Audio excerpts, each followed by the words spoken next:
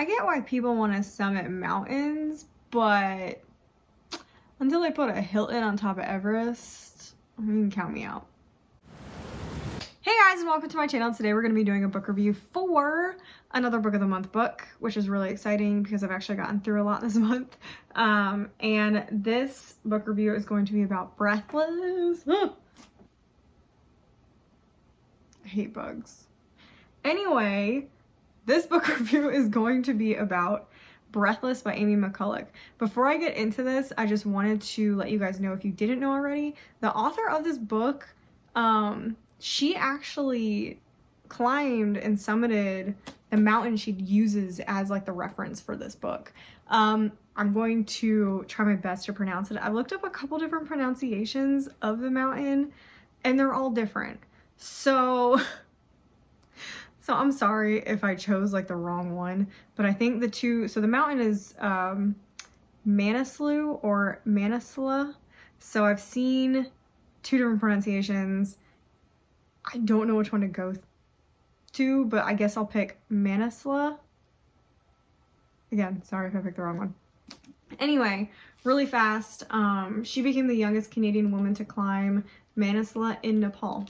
So I loved that, and I'm glad I knew that going into reading this because the details are amazing. So that's out of the way.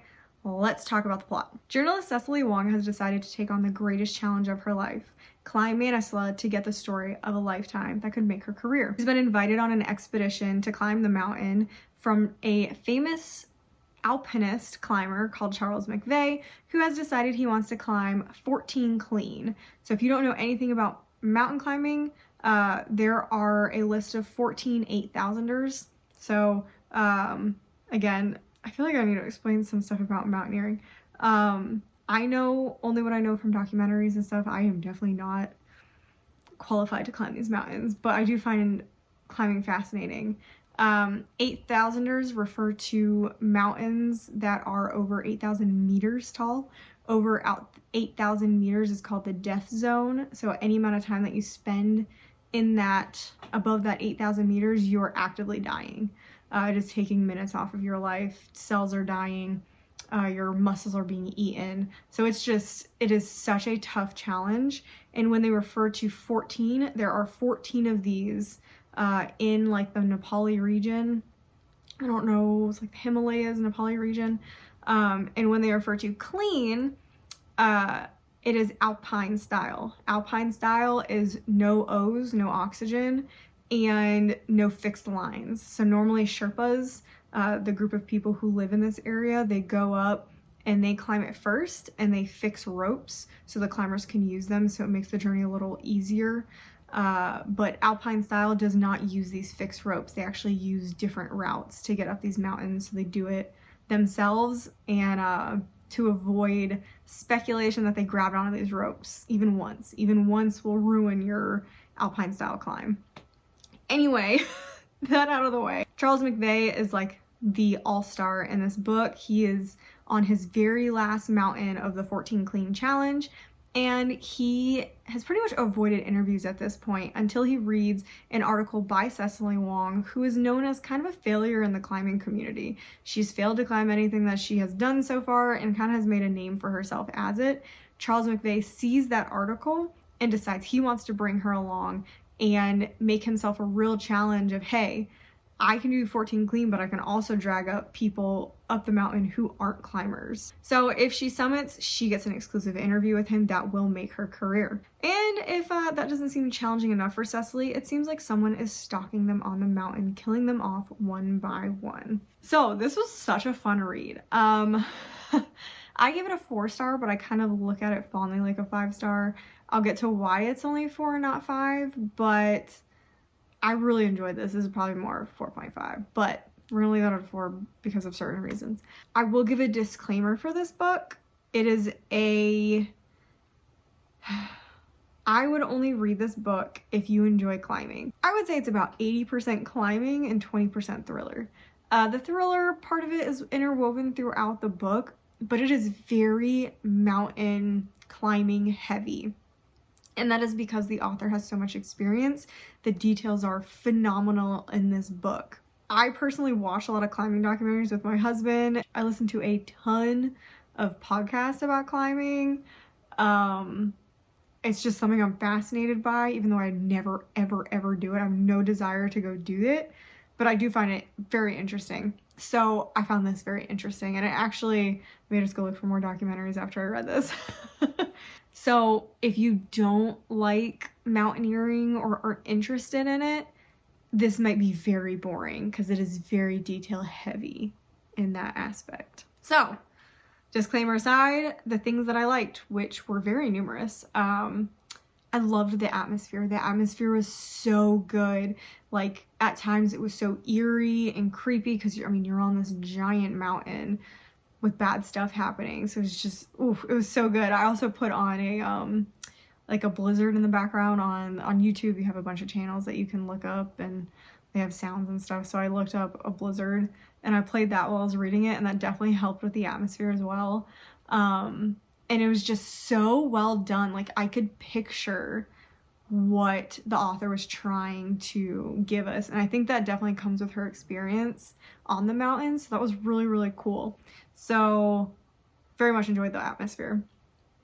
Cecily as a character was awesome.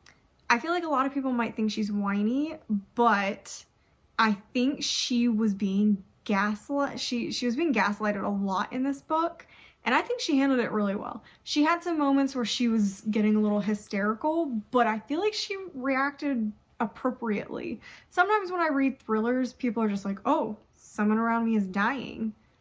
Okay, let's move on. That's not realistic. This was very realistic for someone who's not normally a climber either, because death is something that is expected when you are climbing these 8,000ers.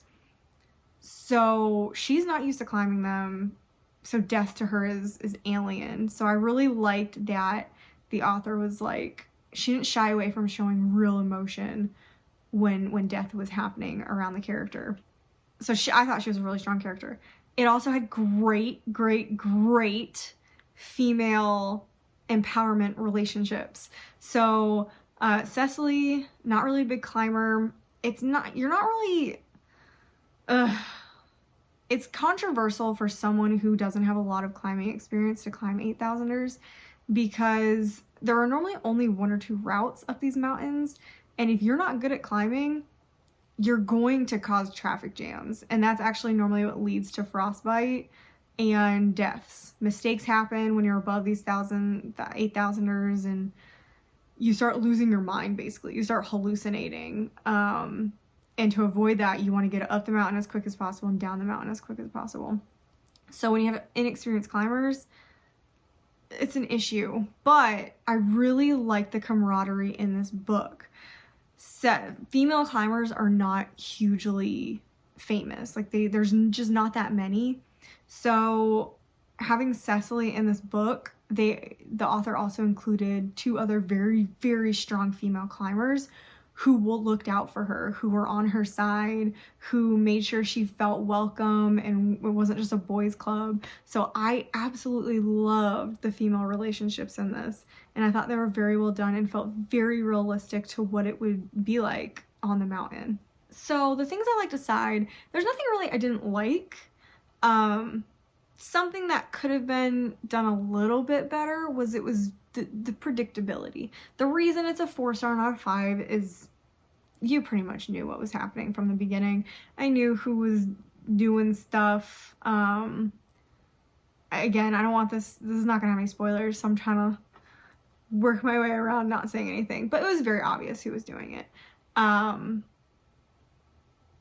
that's really it. That's the only thing I'd really change, like maybe mix it up a little bit.